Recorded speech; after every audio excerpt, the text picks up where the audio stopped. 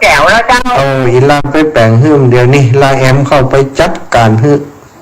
โอ้ขอบคุณมากๆเลยน้องแอมเต้า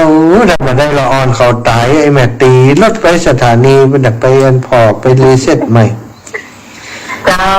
ดีละเนาะเดี๋ยวก็ฟังกันต่อแฮมยูเนาะเจ้าไปไหนนั่งกับตีฮะ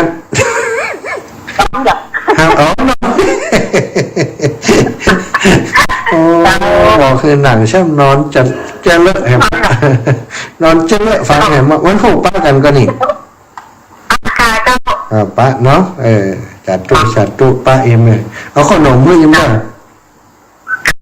จัดตู้เอาแต่ขนมนะอันนั้นก็ใส่ตั้งในมากันสอดใส่เอามาหอมที่ก็เติมบุญให้แม่ที่ก็เจ้าจัดตู้นะแม่นะจ้าแม่ที่ฉันทอดบอลทหารหล่นไปแล้วจัดตู้ไม่สายเจ้าจะเลินปอนแม่ขาจรปินใจล่าเอามาแล้วได้ยินแล้วเนาะโอ้ป้าไหลหา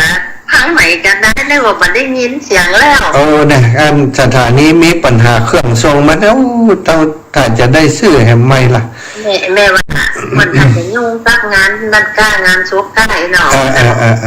ก็ปั่นกันอันคนหนึ่งก็ทำหน้าที่แบ่งกันทำหน้าที่ไปเนาะนี่ก็ทำหน้าที่จัดรายการให้เขาละปลูกจะจนโมได้ไปเหมือนกันว่ะดีจนจะแม่ได้บุญหนักเนื้องานศพครูบาอาจารย์แล้วก็วันดีวันผูกซ้ำเปิ่นเตดนั่นทรงเครื่องพ่อหมวนที่แม่จะจนกับพันผูกเจ้าสัตว์ตู้แม่นะเจ้าสัตว์ตู้จ้าสัตว์ทายาทมาแหมแล้วสายซ้อนมาไหมจังเริญปอน3761นมัสการครับผมแฟนพันธุ์แท้ครับมาอีกแล้วแฟนพันธุ์แท้นี่แฟนพันธุ์แท้แม่ลิมได้แล้วครับแม่แล้วครับธรรมะคลายเครียดธรรมะหายเครียดติดตามอยู่หน้ากาครับแม่นะครับ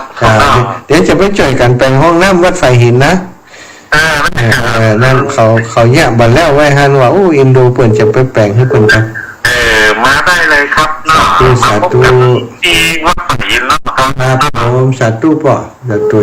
ต้องการใจท่านนะครับขอบคุณมากเลยได้กำลังละแข็งแรงละนมัสการครับสาธุแม่ยายพรแม่ยายพรกันเดียวก่อนโทรมาแม่ยายพรตอนนี้บ่ฮับเตี้ยมาฮับของยายพรเตี้ยเด้อ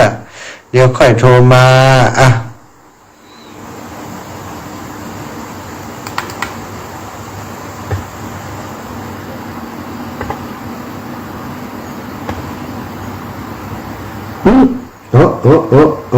ไปไหน